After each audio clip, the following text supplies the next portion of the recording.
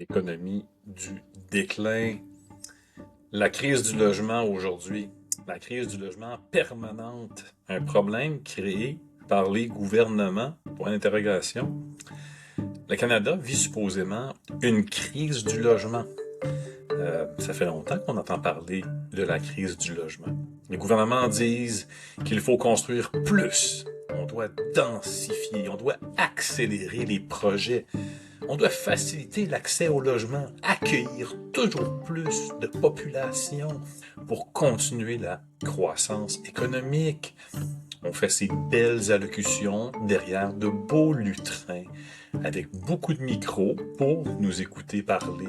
Mais pendant ce temps, les projets sont bloqués, les permis prennent des années, les coûts explosent, les entrepreneurs abandonnent l'as, les travailleurs manquent gravement et les loyers deviennent insoutenables pour la population. Mais que se passe-t-il? Alors, une question devient inévitable. Hein? On n'a pas le choix de se la poser. Et si la fameuse crise du logement n'était pas un accident? Et si elle était en grande partie créée par les gouvernements eux-mêmes? Ouh! Aujourd'hui, je veux parler d'immigration, de bureaucratie, de réglementation, de construction d'urbanisme et de cette fameuse crise du logement canadienne. Parce qu'à force d'observer ce qui se passe, on réalise quelque chose d'assez incroyable. Le Canada agit parfois comme un pays qui manque d'espace. Pourtant, on est le deuxième plus grand pays au monde. Soyons honnêtes, là, le Canada ne manque pas physiquement de terrain. Nous avons un territoire immense, des ressources massives, énormément d'espace, une densité de population des plus faibles au monde. Donc le problème n'est pas qu'il n'y a plus de place. Le problème est institutionnel. Le problème est réglementaire, bureaucratique, politique, administratif. Prenons un exemple concret. Un projet de 70% hors marché évalué à 15 millions de dollars, financé publiquement, destiné à un OBNL sur un terrain vacant. Projet bloqué. Pourquoi? Parce qu'il serait peut-être situé trop près d'une autoroute. Pourtant, lorsqu'on regarde les photos du projet, il y a plein d'autres habitations sur les terrains avoisinants. Pourtant, aujourd'hui, il y a toutes sortes de solutions que ces voisins-là n'ont même pas déjà installées. Du triple vitrage, toutes sortes d'isolation acoustique des façades modernes, des technologies de filtration, du verdissement urbain. Et on peut atténuer énormément ce risque, disons, théorique. Hein? Parce que c'est un risque théorique au sens où c'est pas bon pour une nouvelle construction, mais ceux qui vivent là, eux doivent l'endurer. Hein? Alors la question devient, à quel moment la prudence devient-elle simplement une espèce d'inaction bureaucratique? Et voici le vrai problème, parce que le gouvernement augmente massivement la population. L'immigration, elle est massive. Le nombre de ménages, évidemment, s'accroît aussi suite à cela. Et donc, évidemment, la demande de logement. Mais simultanément, il ralentit structurellement la capacité de construire dans toutes les sphères d'activité qui entourent l'immobilier. On va mettre une petite formule à l'écran, toute simple, tout simplement pour illustrer un peu le marché. Lorsque la demande augmente plus vite que l'offre, les prix explosent. Et évidemment, c'est ce qui se produit.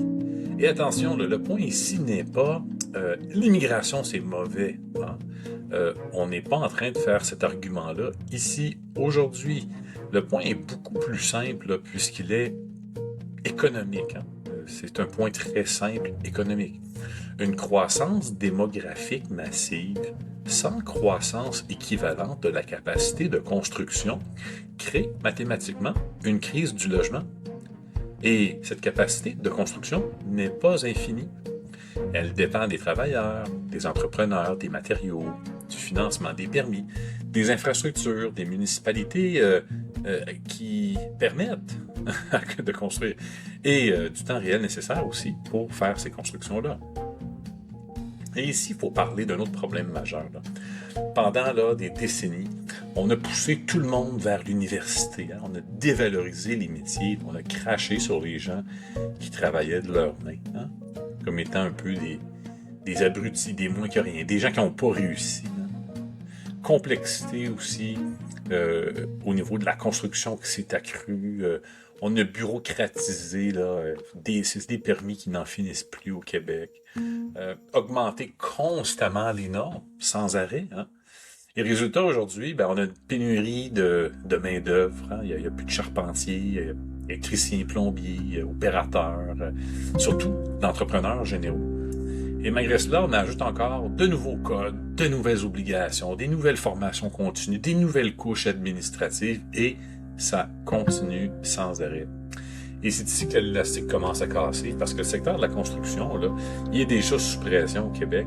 Pénurie de main-d'œuvre, inflation qui frappe durement, les coûts, hein, l'essence, le diesel pour les gens qui doivent alimenter des véhicules, évidemment, pour faire de la construction, qui ne sont pas des petites voitures, là, frappés aussi par toutes sortes de délais. Mais au lieu là, de simplifier, on continue de complexifier.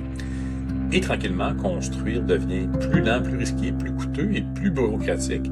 Et ultimement, il y a moins de fournitures de logements qui peuvent se réaliser. Le Canada semble croire qu'on peut résoudre la crise du logement avec toutes sortes de belles annonces, hein, avec des choroplastes qui arborent là, toutes sortes de beaux logos, que ce soit des fleurs d'Elysée dans le coin droit ou des feuilles d'érable dans le coin gauche. Des subventions, évidemment, où on peut aller faire semblant de visiter une usine pour annoncer une subvention. Des conférences de presse où, pour l'occasion, on va manier la pelle et peut-être envoyer 500 grammes de sable vers l'avant. Et toutes sortes de slogans politiques hein, qui pourraient nous donner à croire que, finalement, il va y avoir du changement. Mais au final, les logements sont construits pas par ces gens-là. Sont construits par des travailleurs, avec des matériaux, sur des vrais chantiers, pas avec des communiqués de presse et des annonces derrière des lutrins. Et là, il faut comprendre quelque chose d'essentiel. La bureaucratie n'est pas neutre économiquement. Chaque délai, chaque permis, chaque contestation, chaque formulaire, chaque consultation qu'on doit avoir spécialisée avec des professionnels pour répondre à des exigences gouvernementales si complexes qu'on doit s'entourer d'une équipe, chaque refus, chaque norme supplémentaire, là, qu'est-ce que ça fait? Ça augmente le coût, ça augmente le risque et la rareté. Donc la bureaucratie produit directement là, de l'inflation immobilière en plus de retard et d'une pénurie artificielle. Et qui, ultimement, paie pour ça? C'est le locataire. C'est le locataire. Et peut-être que le vrai problème canadien n'est tout simplement une crise de logement, c'est une crise de gouvernance. Là. C'est une crise d'un système devenu tellement lourd, tellement gras, hein? Un peu comme un obèse morbide qui n'est même plus capable de se lever seul de son lit. Hein? Donc son obésité là, se met à s'accélérer et n'est plus du tout capable de bouger.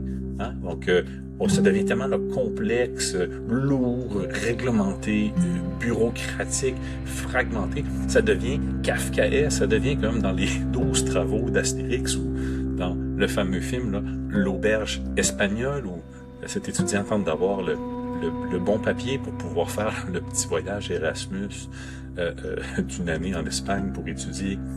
Et c'est très difficile d'avoir ce fameux papier-là.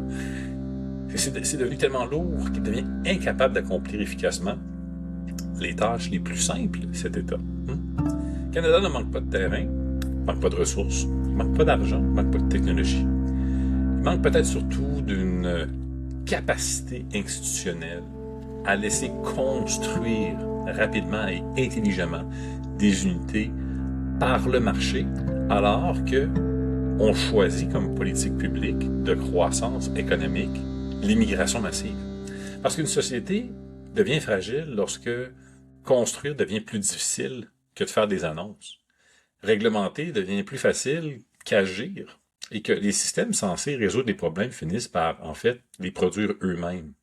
La crise du logement n'est peut-être pas principalement une crise de terrain, elle est peut-être devenue une crise de bureaucratie, hein, de gouvernance, d'incapacité politique et institutionnelle à construire le futur qu'on nous destine avec la politique de l'immigration massive au Canada dans le but de soutenir une croissance ad aeternam.